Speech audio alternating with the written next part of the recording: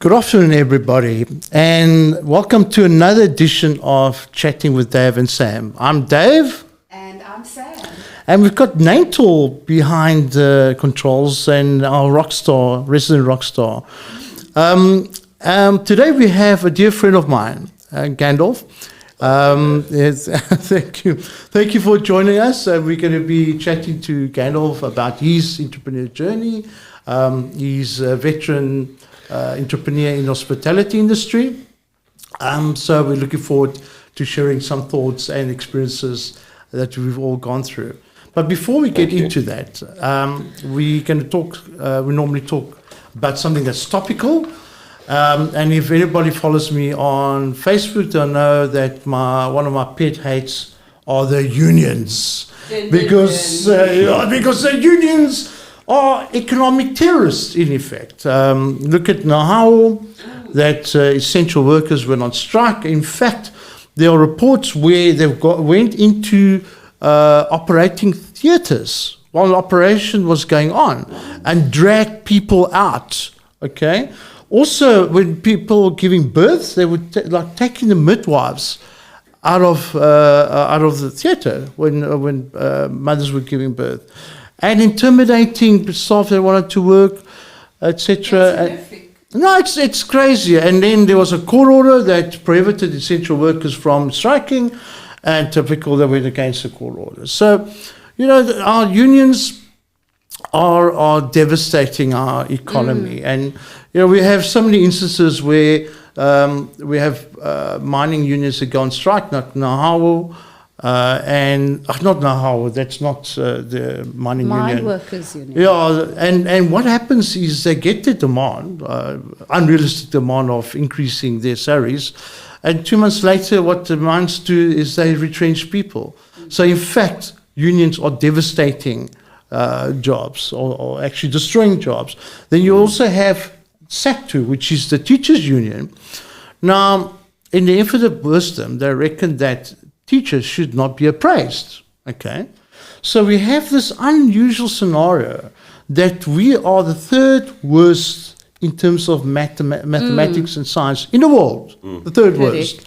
And you have department heads of science and mathematics where 43% actually don't know anything at all about the subject matter. Wow. And they're the heads, okay?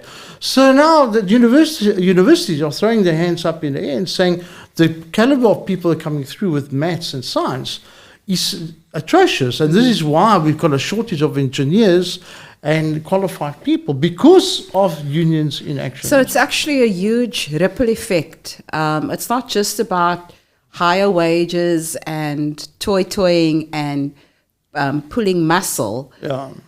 It actually has a later effect on even as far as the youth and the kids going to those schools. Absolutely. This is why our unemployment rate is so high. Yeah. If you've got a huge labor force, then you try to bring your labor, bring them inclusive in the economy. Don't exclude them by asking unrealistic salary increases.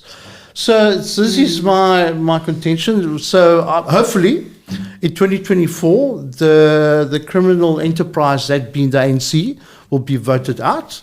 And if they ever get voted out, that means that the unions will lose their power, because the ANC needs the unions to vote for them. Absolutely, okay. So when the criminals go out of power in 2024, the economic terrorists will follow. So I'm looking forward to our lectures next year. How do you think, Dave, just a quick question, how do you think corporate South Africa has managed to escape the wrath of the unions? No, they haven't. They haven't. Well, I mean, So, I know specifically most of corporate South Africa, there aren't unions for the business space. It's more for the government sphere. But I mean, you have strikes in commercial enterprises, and it gets dealt with in a different way to the unions that belong to government. But more effective way? Yeah, I think so, but it's a pain in the butt. It actually restricts our economic growth. Okay, it's a known fact that it restricts our economic growth. All right, on that note, and let's I'll leave it there. Gandalf, yeah, you're a veteran hospitality entrepreneur. You own Marina Pub and Bistro, which is a place that I frequent quite often. I love having you. I love being there. And you also run a consultancy business that assists international companies on the hospitality industry. Tell us a little bit about both. So my company is called GBHC, Gandalf Brucher Hospitality Consultants. I established it in 2016 as a side hustle. Obviously working in restaurants my entire sort of working career.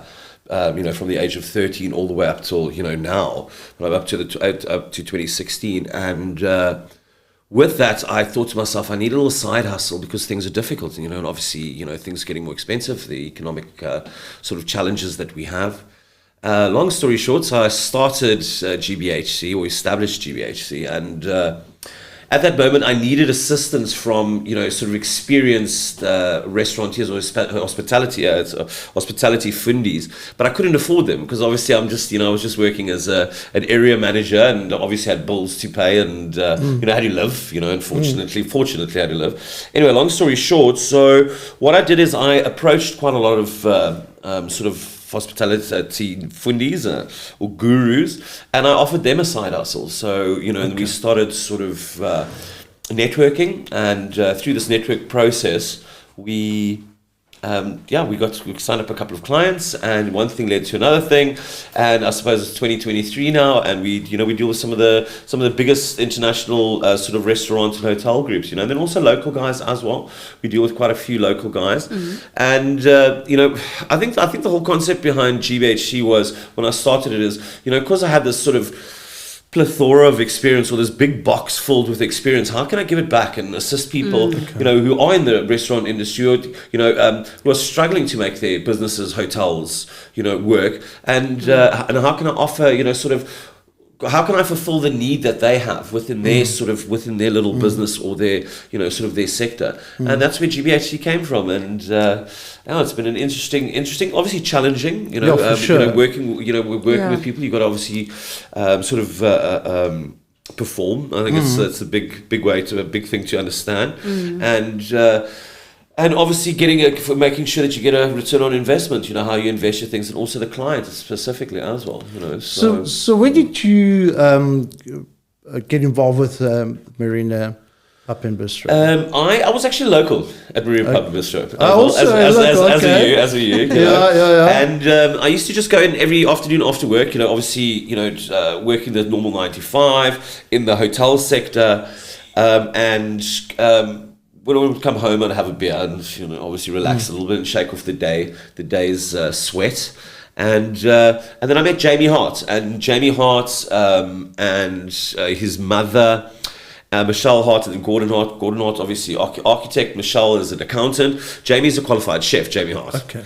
And they approached me and said they needed help within the business, and obviously I sat down with them, had a meeting, and we sort of established the need that they have, and sort of how GBHC can come in and sort of fill the vacuum.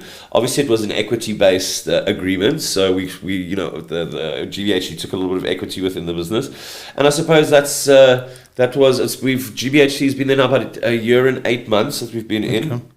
And in December, we took over the whole pub. So obviously Jamie wanted to, because Jamie was still young, experience was definitely needed, and Jamie decided to move on, and obviously then I took over the pub from Jamie, and now it's myself that owns the pub now, and it's my baby, it's my baby. Yeah. So we had recently the E-Prix in Cape Town and the Women's T20 World Cup. And the cycle tour, actually. And the cycle tour.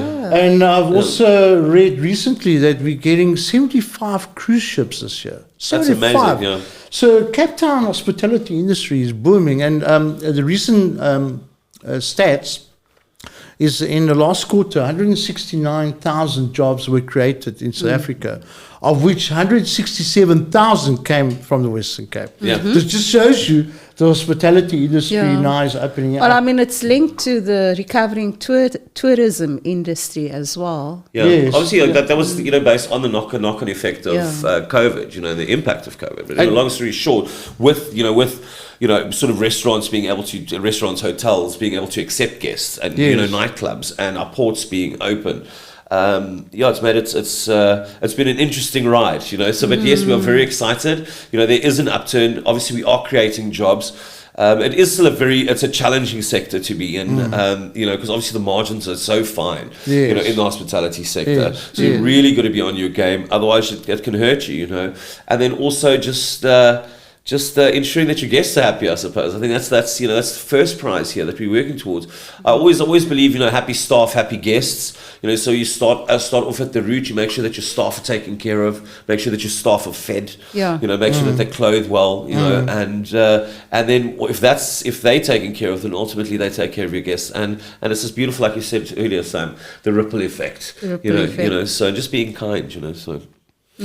How did you? I mean, you're also a frequent guest at Marina. I am a frequentor at the pub. Yeah, I think it's just a lovely atmosphere, very genuine atmosphere, which is very hard to create. Yes. When you walk into a place, it's welcoming, and thank you. I mean, I think we'll touch on later on how cleverly Gandalf has diversified his menu to accommodate load shedding. So you really are putting the patrons on the top of your priority list instead of just closing the door for 2 hours every day and saying, no electricity. So you make the plan kind of thing. The fun must go on. Yes. So and I've always found everybody at the Marina actually extremely friendly. They go out of their way to make you feel at home. So, and I think that is trickling down from the top. Because obviously Gandalf is a host and he's, always doing the rounds and whatever. Gandalf and he remains a host. And he's at the same time terrible. Because what happens? You go in there and he greets you with this beautiful, warm I know what happens. Yeah. And he'll say, Dave, here's a tequila. Just like, you know what I mean? Because we have a drink first before we saw a tequila. But it's all good amazing sports. Host. It's all good sports. But what I wanted to hear from you is, obviously, client service and customer satisfaction is what the whole industry thrives on, and your reputation. So how do you make sure, and where was that fostered? Where did it come from, and how do you maintain it, that level of client service? Because like you said, your margins are very small. So it's a very there isn't a lot of room to serve a bad meal. Eventually people just don't come back. Yeah. Look, I think it's the three sort of top things that I train my staff in and that I always focus on personally. Sort of from the guest experience side, would be look, touch, and feel. You understand? So what is a guest seeing? I.e. the looking. What is the guest feeling? So what are they? The couches. What are they feeling? Sort of the glasses. The bar counter that might have a couple of dents in. From the years of the bar counter being there, and then ultimately what they feel within the restaurant, when they come into the restaurant. How's the music? How's the ambience? How's the staff? How are the other patrons that are in the restaurant? Because also, you've got to create a safe environment for your patrons, and I think that's one of the sort of the quintessential things that we do is creating an experience for a guest. So what would you say is the biggest obstacle in this industry? If somebody wanted to go into the industry, be it in the restaurant or coffee shop or something related to that, what would you think, besides the capital, what is the biggest hindrance in getting to that industry? I personally, I would say if you want to get into the industry, first do your homework. I think that's one of the most important points. I'll give a good example. So I always say location, and a lot of people say with businesses, location is important. I do agree to that. However, with the pub that we've got, Marina Pub and Bistro. It's not necessarily location. We are a destination. So we're not one of those typical restaurants that's on the beach, where everybody's going to flock to, or pub. We're a destination. So we try and create long-lasting experiences. And I think that's the biggest focus that anybody, if you want to get into the restaurant industry and you want to start your own business specifically in the hospitality sector, is focus on the location, understand that, ensure that you get well trained staff. assimilate with well-trained people, or people that's got experience at least, and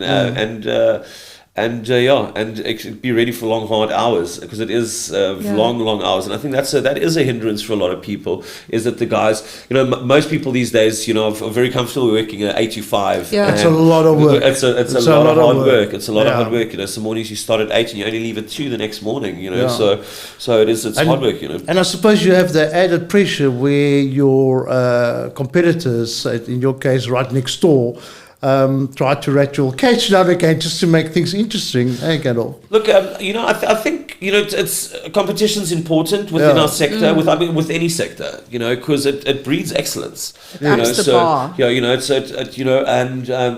Those challenges, as much as they are challenging, we always look at them as being, healthy challenges. An opportunity. It's an opportunity for us,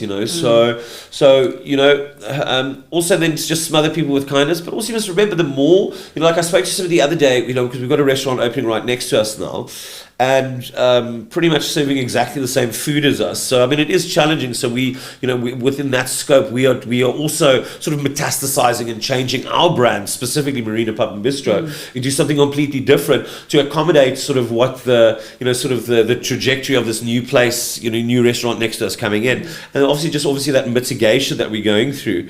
I think that ultimately, the more sort of offering there is in an area, specifically like our little shopping center that we find ourselves in, it creates interest, and that as a destination that I spoke about earlier, that destination scope that we want to create for ourselves, or find ourselves on, and ultimately that we have to create.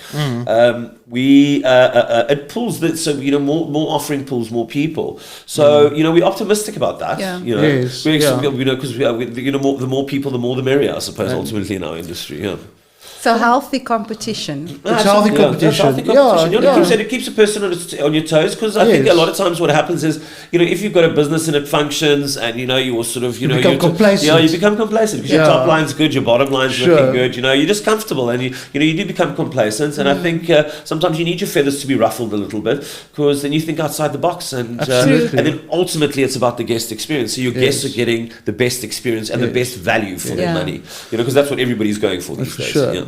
So you shared a story a few days ago about when you started as an entrepreneur, and it goes way back to when you were 8 years old. Tell us a little bit about that. So very, very young. Obviously, I come out of a very, very poor family, so it was always challenging growing up.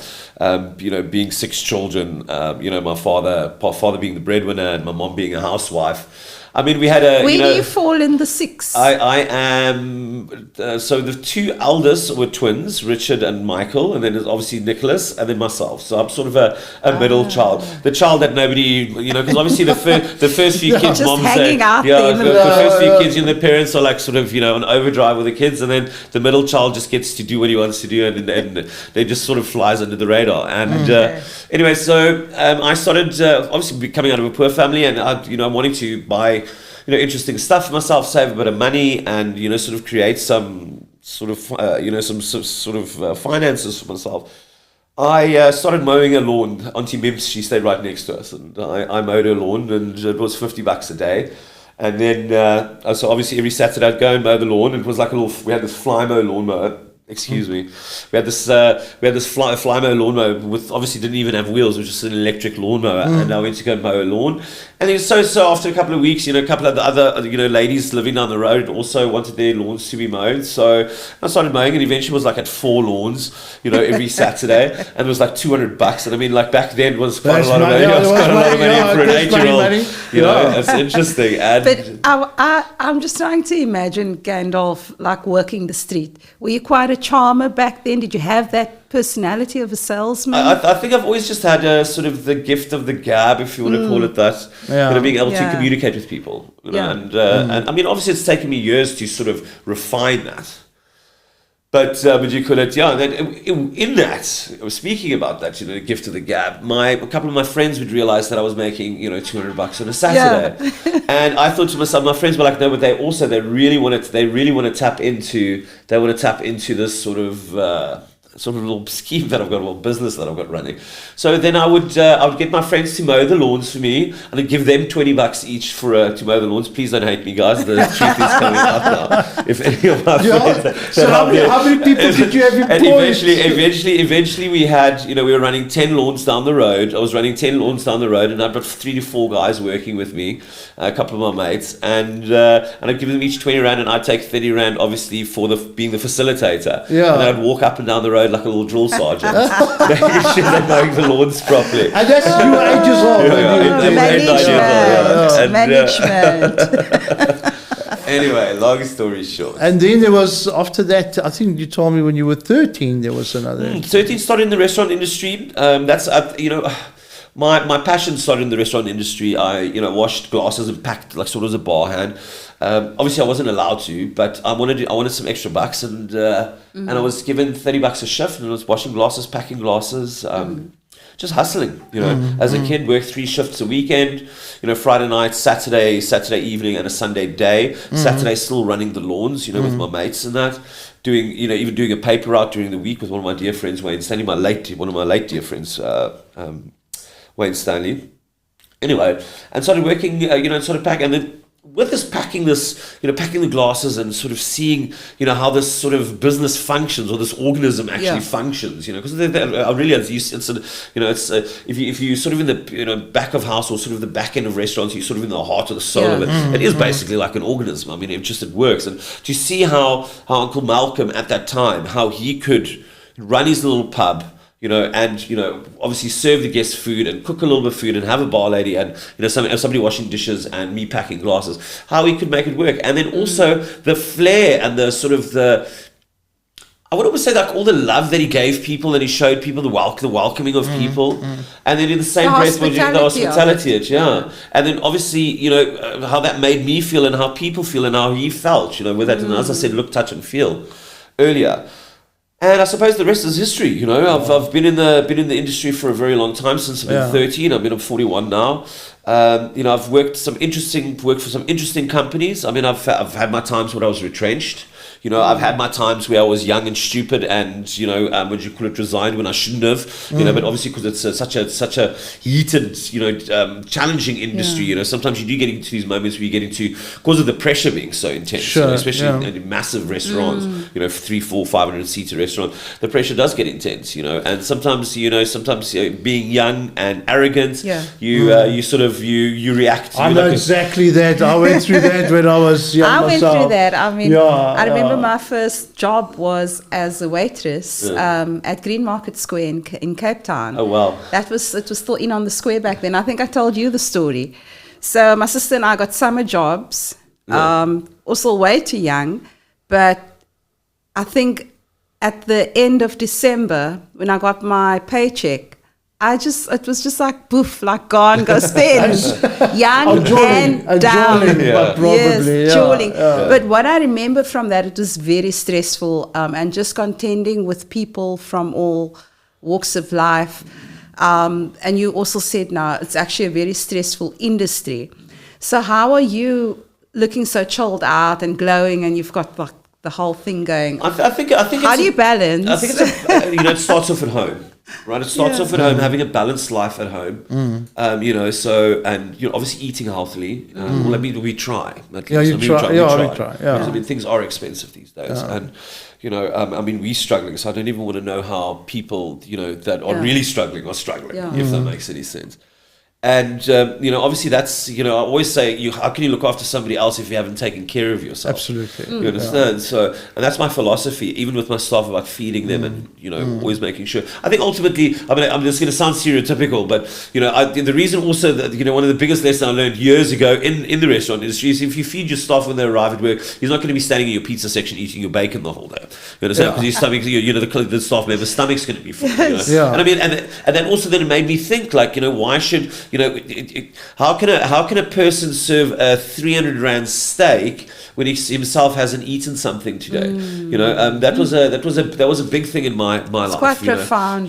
So like anyway, long story short, I worked for a couple of big brands. You know, was fortunate to work for Melissa's The Food Shop as an area manager when they were still obviously in their heyday before they closed down, and I worked for Vida E Cafe for a long time as well, and then also worked as a brand GM for Tiger's Milk. You know, so I was a brand GM for Tiger's Milk. Which are big brands. These are big brands that you have developed. I've been, you know, and I suppose that ultimately hard work pays dividends. You know, but then again, as I said, you know, that's sort of a challenge or the hindrance. You know, it's long hours. You know what I mean? So it's really long hours, and you got to look after yourself and make sure that you got that balance at home. That you know you take care of your family if you've got kids, and take care of your loved ones and your pets, and also take time for yourself. You know, every once in a while, that's so important. Take time for yourself. Don't forget about yourself. You know, absolutely. I'll go work in the garden, or take a walk down to the beach, or you know, just sit outside and look at the stars. You know, take a deep breath. You know, maybe enjoy a nice glass of wine. You know, if not a glass of wine, like a nice cup of tea. You know? Or a few brandies and cokes. I mean, it also you goes. never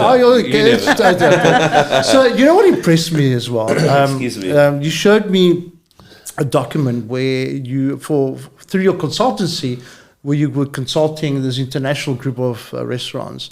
And what struck me, it was over 800 pages long, and it covered every single aspect, including the glasses, the cutlery. So every single aspect of a restaurant, in terms from an operational perspective, you articulated in an 800-page document. Where is this is insight? Did you study it, or did you just come through from experience? I think a lot of it's from experience. So, you know, that comes down to GBHC. So, you know, the hospitality sort of brand that I've created, and I mean, still today, from 2016, still today, we still use the side hustlers, you know, the guys that want to make a little bit of extra cash. So, you know, we, as GBHC, I mean, we assist people with auditing, whether it be, you know, quality audits, you know, whether it be financial audits, you know, whether it be service audits, you know, or, you know, we assist with that. We create SOP manuals. I mean, we write SOPs for people. We do training. You know, we do. I mean, we basically focus on the entire hospitality sector, and creating these big manuals, these big documents.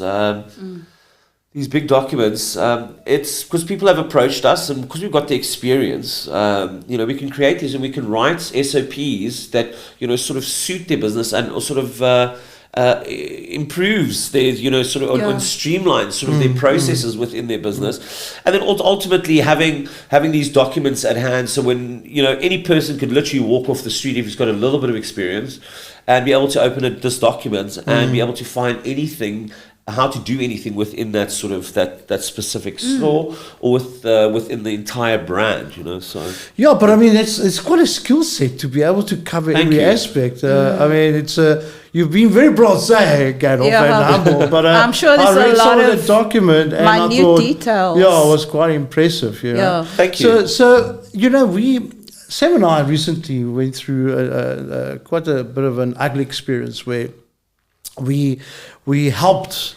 We came to the scene and we helped an entrepreneur or group of entrepreneurs, and we put our heart and soul in it, and we put a lot of time and effort and money on risk, and developed it to a certain point. Certain things didn't materialize as we all anticipated, but it's business, as you probably know, and I suppose that comes from maturity. And one of the members is obviously completely immature and pulled a blind side on us and decided to pull out. Just completely immature. Wouldn't engage and sit and talk and try to resolve the situation. He perceived the scenario on his own mindset, and the result of that is that he's pulled out. Now, you're an entrepreneur. You probably come across that kind of situation as well, that through experience, you understand the dynamics of business. It's not cut and dry, right? It's not, you know, so if it's not black and white. I'm sure that you put quite a few business plans together for people in the hospitality industry that pay you. And some might ask you to implement the business plan. But in my experience, in business experience, I've seen many business plans. not one goes according to plan because business is dynamic, right? Yeah, you have to be absolutely. able to adapt. Yeah, How to do all this, you how do you cope with that kind of situation You know, where I'd- of expectation from the other party, and when you don't, the perception is that you don't deliver, when you have the backlash. How do you handle that? Look, I think there's, sort of any sector within, it's already within the scope of business. You will experience these challenges. You'll have people that sort of lose confidence, within sort of a direction that you might be taking or sort of a plan that you're creating. The thing is, you can't let that hold you down. You can't sort of let that sort of take away from sort of the goal that you're trying to achieve. So I like that. It's like it's a you will experience challenges. I mean, on a daily basis we experience challenges. Yes. But you can't let that sort of bog you down. You've got to focus. I always say the 4 steps of these: plan, prepare, execute, and measure. Yeah. So you plan and then you prepare and then you execute and then you measure. You go back to sort of full circle. You come back again. Yeah. So you plan, you prepare, you execute, you measure. And you constantly just stay in that circle, and that ultimately assists to drive you forward. And if you had to take that into that situation, so you've planned, you've prepared, you've executed, it didn't work, you measured, and you understand where it's You going adapted, wrong. you carry on. Adapted, and then you plan, that's- you execute, you measure again, and you keep moving forward. Isn't that the essence of entrepreneurship? That you go on a particular path, okay? And again, I bring my experience into play, but you go on a particular path. When I started Kaban 10 years ago, okay, I produced a business plan, and I had a particular goal, and I didn't achieve the goal yet, okay? And it's a work in progress, and I go up and down, but the actual goal has not been changed. What's changed is the path to getting there, okay? And I've been held to account when people said to me, but you said this will be a path. I said, but this business dynamic, like COVID. What on earth? Who factors COVID into a business plan? And in particular, the hospitality industry, which was decimated. Okay, so you have to readjust, realign, and what really makes a big difference is your attitude towards the change, right? And how you cope through that with a positive mentality and adapt it and engage and move on, right?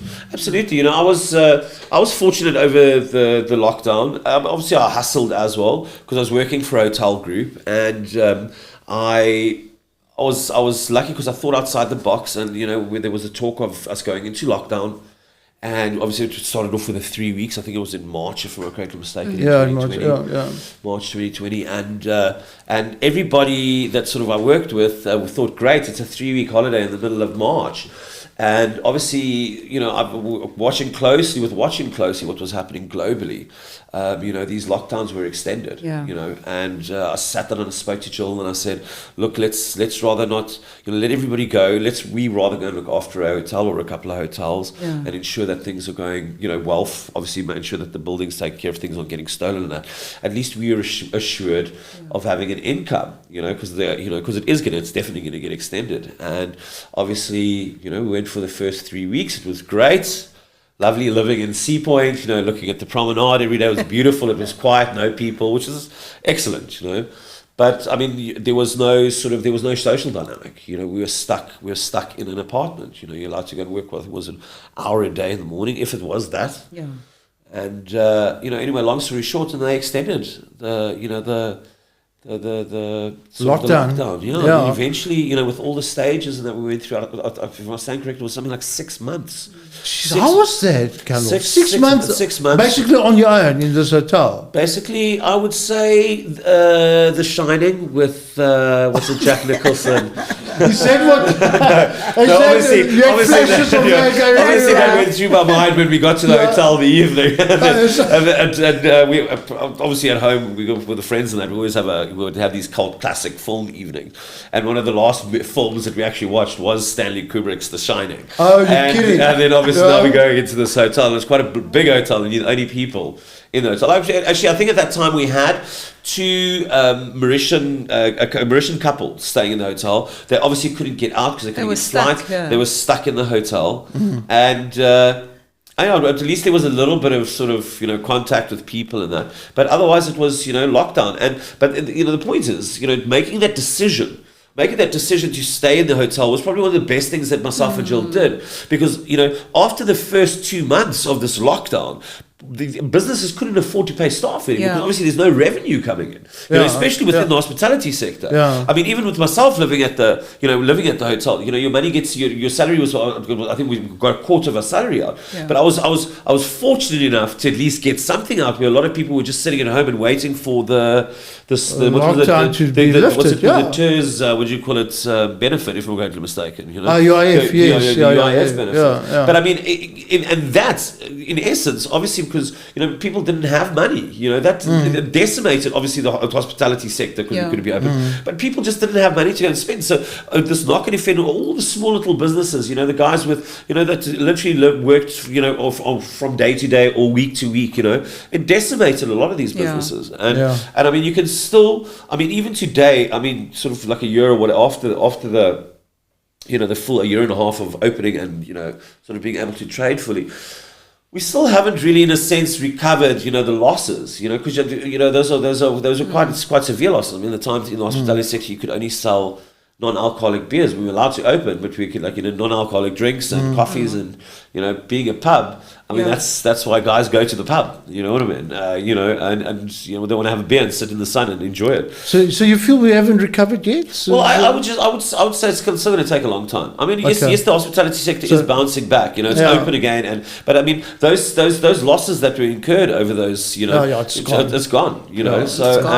And it had a devastating effect. It really had a devastating effect on the hospitality sector. And I mean, like we're even top restaurants, closed down, because they just couldn't afford, obviously because of that location, paying high-end rent prices. Guys just couldn't afford it, and that's just wasn't viable for them to stay open. So it decimated a lot of businesses. So what recommendation would you give somebody that wants to start? Would you say rather work in the industry like you did first? Before trying it out? Well, what would you say? I think Anthony Bourdain said it. I mean, I've so much respect for the late Anthony Bourdain, chef extraordinaire. It was amazing, from cooking, actually owning his own restaurants and being the head chef, all the way through to sort of hosting shows and these TV shows that travel all over the world. And that, he said in one of his in one of his comments, he said that what you gain within the restaurant industry is soft skills, how to sort of mitigate around high pressure situations, how to judge a book, like I wouldn't say judge a book by its cover, but how to sort of almost gauge when a guest walks in, what their preferences would be, and so you gain these soft skills, and that ultimately makes you even more employable than the person who's just walked out of university and has got no experience. So I would say essentially, if you want to get into the industry, do your homework first. I think do your homework first. Try it out. Also, like a lot of times what we do is we do give guys trial shifts, from the younger kids, even to, I mean, the other day I had a guy that was 45 and he approached me and he said he really wants to, he wants to just try out something, even though he's got a job, he wants to come spend some time in the restaurant because he wants to experience cooking. Oh, wow. Okay. So I said, well, come pop around on a, Saturday morning or Saturday afternoon and come spend some time with us and, do a trial shift.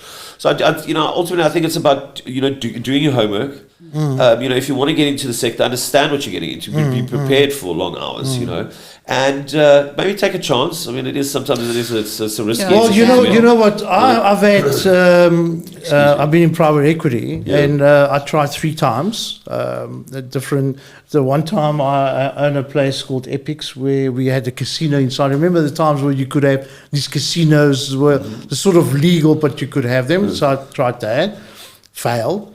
I opened a Spanish restaurant at Randburg Waterfront. I remember the word Randburg Waterfront called Taglinas. In my infinite wisdom, I put my mother in there, and she was quite a character. She is a character, and it was working well, etc. But my GP was 32%. Okay, so I was being robbed blind, and I would put cameras. So I dropped 3 bar there. Then Italian franchise, where there was 5 franchise, and I put some money in there, or all the investors put money, and I lost as well. So it's a very, very tricky industry. In fact, I would say that restaurant is one of the most difficult enterprises go in, because if you're not involved, and if you don't have proper systems in like these big groups have, you lose your pants. Absolutely. Completely. The thing is also, having your finger on the pulse. You know, so I think that's part of the sort of experience that we also try and give our guests, is that we are, like with our pub, Marina Pub and Bistro, which quite coincidentally I'm thinking of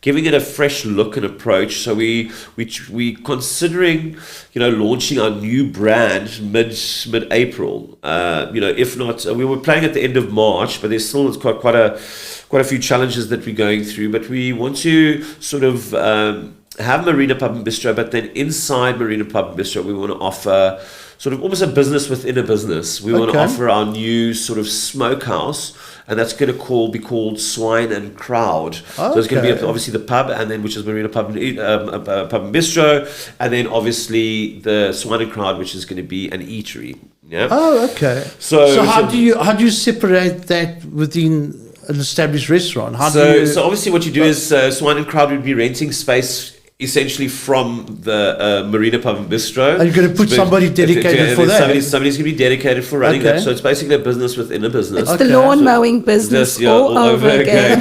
So hustle. Obviously, you go through your process and you register and all of that. But it's just basically like almost, because we created that market effect at the, in the East Lake sort of mall, on Friday nights. The location is great for that. So we have the market with live music and people come and visit, and there's stalls and kids are running around, and it's just like such a great family vibe.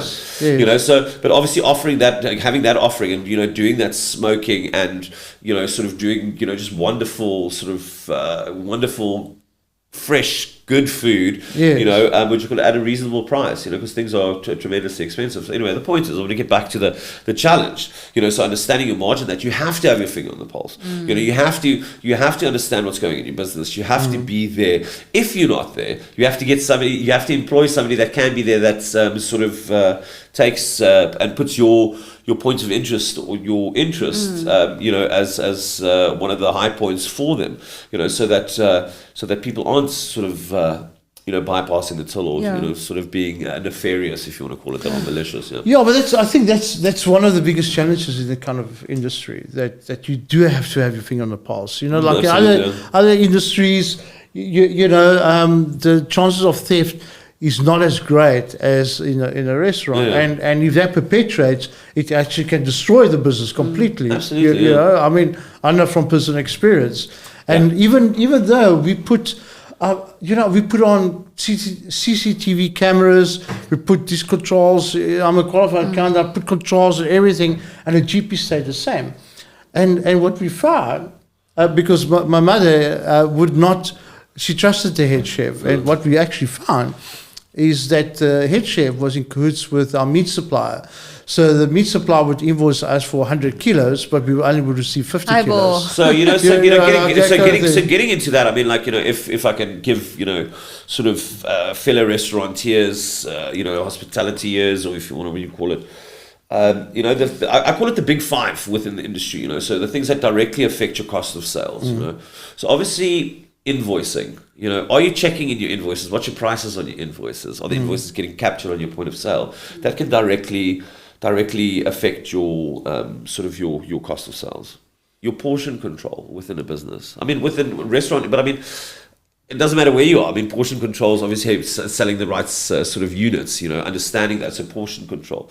And that's a big one. Wastage is also a big one. Understand what to do with waste, and how do you manage waste.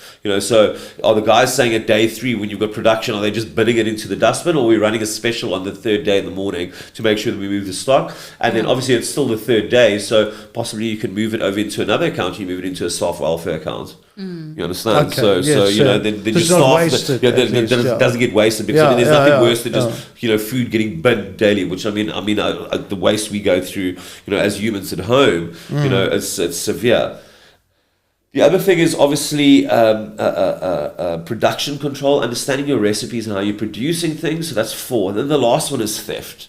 Obviously, understanding, number one, what your staff could be stealing from you, are stealing from you, and then ultimately what your guests are stealing from you, or clients are stealing from you, i.e. shoplifters and that. And if you focus on those 5 points, so invoicing, portion control, production control, wastage control, and then Theft. obviously, and your theft, internal and external. That will help you and guide you to manage your cost of sales more effectively. And if you delve into all of those points, a lot of times what you'll find out is, oh, okay, cool, we've got too much waste, so that's affecting. Oh, the guys aren't actually checking an invoice. And I'll give you an example. One of my managers the other day checked in a 30 or 40,000 rand invoice and missed the case of D'Urberville Hill Sauvignon Blanc. Oh, wow. Obviously, it was just a case. That's quite expensive. Yeah, it was a couple of $100. But the thing is, ultimately, just checking in the invoices correctly and being focused, not being rushed. Take the time to be focused. So I suppose these are the challenges that we experience, within the industry. But, focusing on those big five, that automatic will give you the opportunity to understand your business a little bit and understand the way that your sort of the costs can affect your business. Yeah.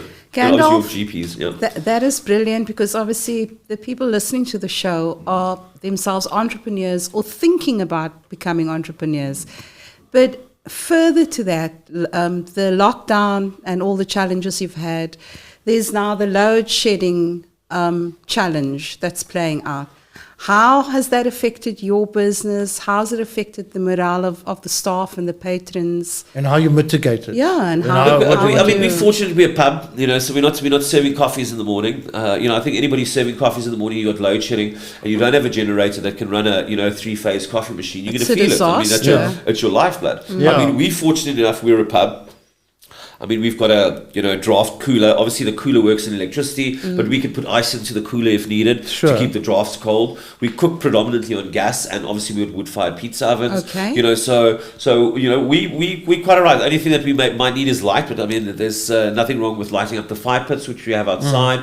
And then ultimately lining up candles and setting the ambience, and then using a little Bluetooth speaker to create a little bit of vibe. Yeah. And then running specials, because I think one of my catchphrases is load shedding a pain in the oven, and that's the one of the best ways to look at it. And so we offer various specials to also make it easier for the people at home.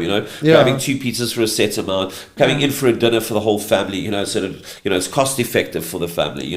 4 burgers and cool drinks and salads and potato wedges for like $250 or $260. Making it worth sort of offering that value to your clients, because how do you after working a long day get home at 6 o'clock load shedding? You've just picked up the kids at daycare. It's insane. And then you still have to. And normally you would cook, because obviously you want to get it done, get the kids sort of do check their homework, make sure that they've eaten, make sure that they're bathed and they're in bed. Then you can sit and have a glass of wine. And you probably have 1 sip of wine and you fast asleep on the couch. So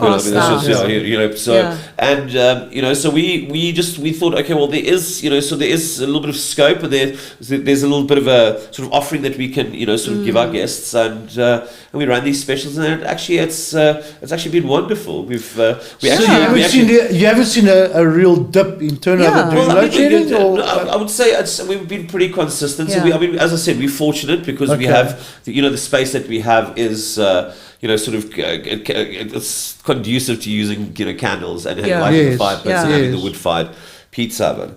So it's affected you, but it's impacted you positively. Positively, yeah. So and did that just kick in automatically? No, that kind of problem solving, or did you kind of have to feel it obviously first? It was planned that those 4 steps are plan, prepare, execute, measure. So when you sit down with your team, you think tank, you spitball, you say, okay, what are we going to do? So obviously, what do we have? Sort of what assets and what do we have available that we can cater and provide to our guests? And what assets do we have within our business or equipment that we have in business that we can make use of?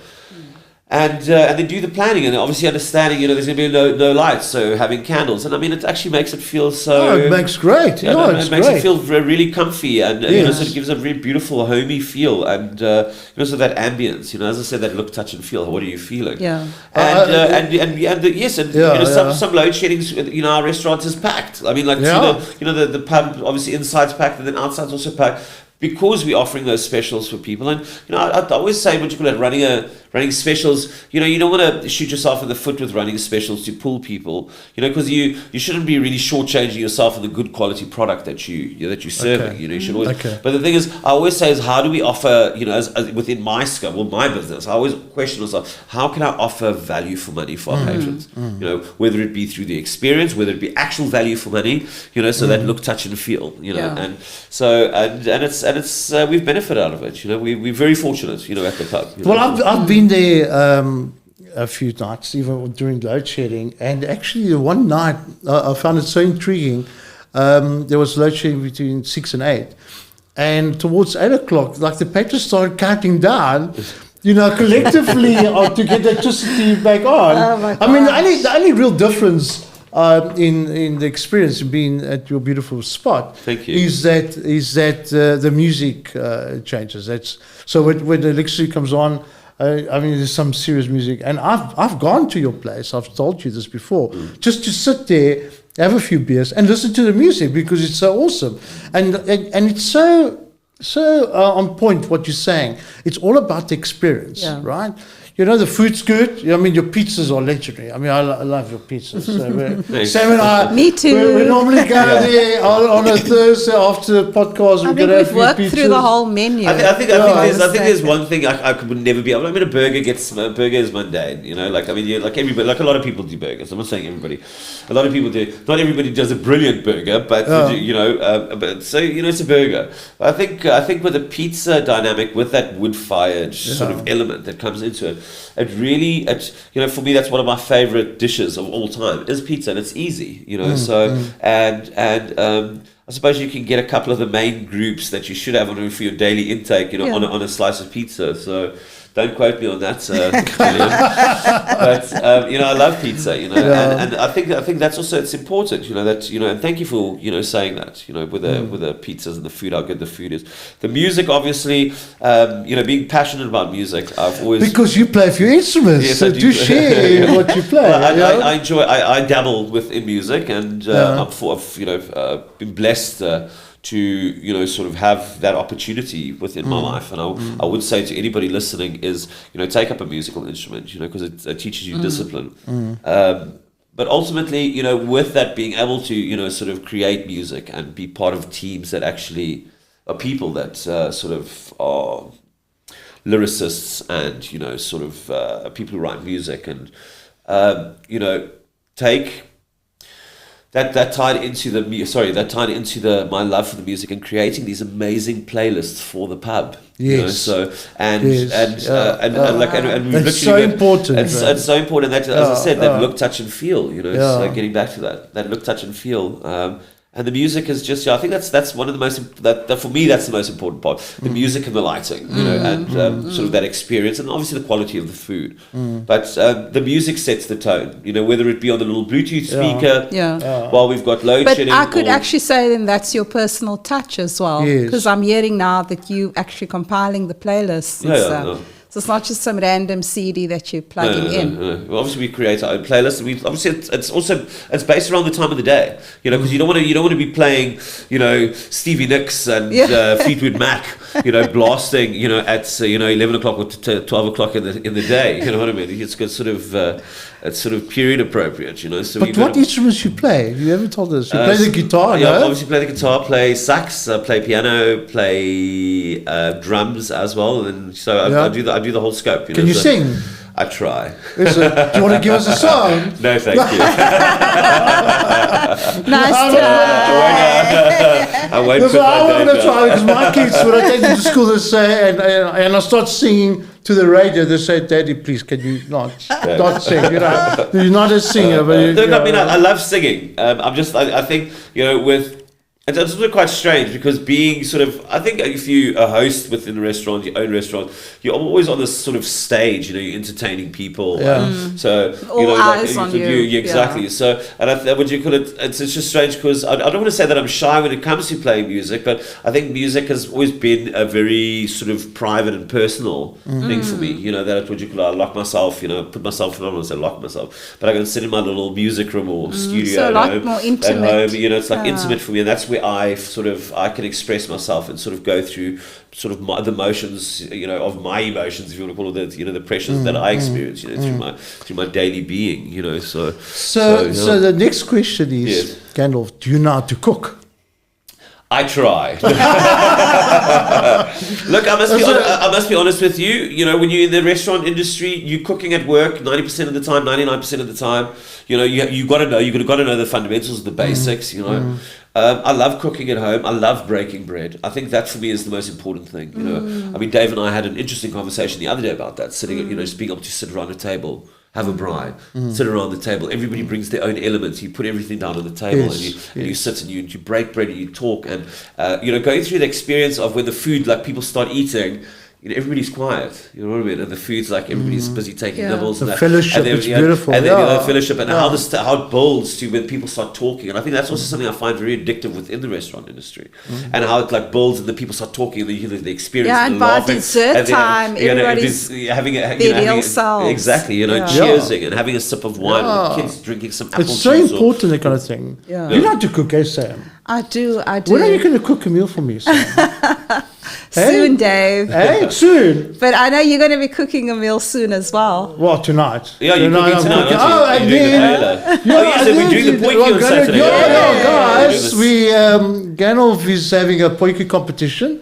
And myself and my boy and Sam's going to join us. Yeah. And we're cooking a seafood potjie on fantastic. Saturday. So just to let you guys know, so the potjie competition on Saturday, the contestants, we've got 7 contestants so far. We've got space for 10. So we'll probably fill it up by Saturday, hopefully so. The contestants start cooking at 11 o'clock in the morning. We dish the potjies at 5 the afternoon. Basically, the patrons can come in. They pay $50 a head. They get a little sort of a bamboo boat, and obviously to the impact on sort of the environment. So a bamboo boat and a bamboo spoon or fork, and then you have the opportunity to go and taste. And then ultimately all the potjies for 50 rand. For $50, you know. So basically, I mean, if you think about it, if you had to take 10 of these small little boats, you're probably getting like a big plate of potjie course, like you get at Oma's house on a Sunday when Granddad would be doing his potjie. Anyway, so and then ultimately that's on the Saturday. Saturday at Marina Pub and Bistro at Eastlake Shopping Centre in Marina de Gama. But then the guests are the people who vote for the winning team. Yes. So we have ballot sheets that go out and the people would vote. And then the winning team wins 2,000 rand. That's a lot of bucks. So we give it I mean, that's a very good competition. Absolutely. Obviously, I'm going to win. Because I've got obviously, 3 ways. And you know, obviously, and then, you know, like I said, because Marina Pub and Bistro is taking part, so if Marina Pub and Bistro wins the potjie, which I'm probably going to win it. Challenge is on, Dave. I'll donate the money to a good cause, you know, because that's what we believe in, you know. So we love paying it forward, you know. So and it's a great honor for myself and my team to pay it forward within our community. So the voting is done by the guests, right? By the guests, yeah. So, and they get a ballot sheet and they vote for their favorite potjie 1 to 10, and then it gets put into a box, and then we quickly sit down, we tally everything up. Obviously, I'm not part of that. I'm just joking. I would love to sit and do the potjie, but unfortunately, I kind of got to run the business. My fiance Gillian Basson, beautiful and the beautiful Gillian. She will be doing the potjie for us this Saturday. And, which one is she doing? I can't tell you, Dave. Unfortunately, I just We've just told you. This is a serious competition. This is a serious. It's not a seafood one. It's not definitely a seafood one. But it's our third potjie competition now. And it's wonderful. It really is. We've got live music, we've got face painting for the kids. No, last time was such a vibe. It was such a vibe. Obviously, just get there early before, you know, if the tasting starts at 5, get there at 4. I would recommend, because parking is always a challenge, but you can park down the road. The cars are generally safe there. It is Africa, I suppose, but you know, so the cars are safe. And then come and experience, you know, some really good food, you know, homemade sort of potjies, you know. And a lot of times the guys that are taking part, there's potjie course dishes or recipes that have been passed down from generation to generation to generation. The competition is intense. I remember last time. It's a serious competition. I think competition. I think also, I mean, the money's great, but it's also that bragging rights within the community. It's a huge, like an ego kind of peacock kind of show. Absolutely, you know, a little bit of bragging rights. And then, you know, this one we're going to create a floating trophy. So for our third one up, so the winning team will get a floating trophy, and the names will get put onto it, and then we'll start having potjie. You're not to start my surname, eh? Yeah. Anyway, long story short, and then, you know, eventually, I mean, I'd like the potjie competition to grow into it being an industry potjie competition where we actually where we get different restaurants competing. You know, so different restaurants, and I'm open to discussion if anybody's keen and they've got a restaurant, you know. And then ultimately for bragging rights, we do it once a year. and it's a big cook-off with all the restaurants in the area, and it's such a brilliant idea. and then they get a trophy, and that trophy. So will are you stand in talking the about restaurant. like a provincial competition? Basically, I would say it's Cape Town based. it's like Cape Town based, Cape Yeah. Town restaurants. We can accommodate about 15 teams. Yeah. And then obviously we get the guests voted off, and then Yeah. you have bragging rights for the year that you won the Potjie competition. Wow. So that's definitely something we. I love that. You we're also looking forward you to. also do community activity. Like on a Friday night, you hold a market every Friday. Yes, absolutely. And you invite local. Tell us a little bit about it. So the market on Friday night, we created myself and Gialtro, we created the San Marina sort of night market. Yeah.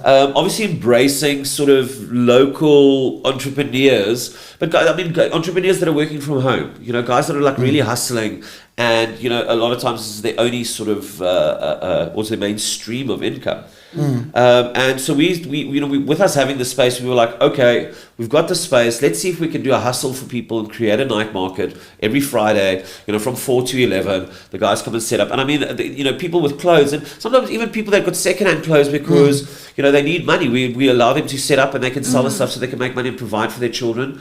I mean, we've got the wonderful flower selling ladies. You know what I mean? They set up outside and the proteas, and obviously this week we'll have a different range again. Yeah. But setting up and selling flowers, and a lot of the people like the granny that would come in and make the salumis and make the rotis and that, and she obviously that's helping her at home, so financially. So and that market, is it weekly or monthly? Every Friday. It's every Friday from 4 to 11, and obviously there's live music, face painting for the kids. Oh, the music's great. There's live music. It's actually the band's called Kathmandu. They are a local band. Trin and Petey, they're just wonderful. I mean, the music's just outstanding. As we spoke earlier, my love for music, which is critical and essential at least. So we've created this night market obviously purely to assist the local community to hustle as well. Because a lot of times there isn't space for and a lot of the markets these days are full. So they've got their sort of repeat, guys that hold their little stalls there. No, I like that because for me, Muizenberg folk are quite the foodie gang. They enjoy variety. Absolutely. The whole organic clique, there's the vegan clique. Yeah. So in terms of food and night market and even just trading, there are quite a lot of high number of entrepreneurs in the Muizenberg area. Yeah. So are you seeing entrepreneurs coming through in terms of, maybe social media marketers, or is it more the traditional craft type of stuff? Well, I think it's the scope, eh? It's the scope that we're very fortunate. I mean, we've got a sort of local high-end clothing designers that are that are selling some of their a high-end clothing Gialtro with his San Marino clothing line. Anyway, and all the way down to Nadia selling cupcakes because she's allowed to sell cupcakes on the Friday night so she can get a little side hustle first Come off. on. So would you call it? And obviously, embracing the young entrepreneurs. You understand? I love that. Those cupcakes look So amazing. it's actually quite... So it's, the scope's quite broad. I mean, there's clothing, there's food, there's music, there's people, there's children, there's it's like a family. It's an experience. It's a family experience. It's beautiful. So it really is a destination venue. Yes, it is. Yeah, very much. And that's obviously because we're not a beach venue. Yeah. So you're sticking to what works for you. Yeah, absolutely. And also, once again, as I said earlier, creating value for our guests, but also for our community. So and as I sit down with this night market, it's which wonderful. Is important. So and I embrace that. I really embrace people, and the hustlers. Because as an entrepreneur, you have to be a hustler. And that's amazing. Yeah. So we're almost going to be wrapping up. It actually did go very quickly. You were right. Oh, you did most of the talking. So, what does the future hold for Gandalf? I am currently in the process of developing Swine and Crowd even more. My dream is over the next couple of years to roll Swine and Crowd out.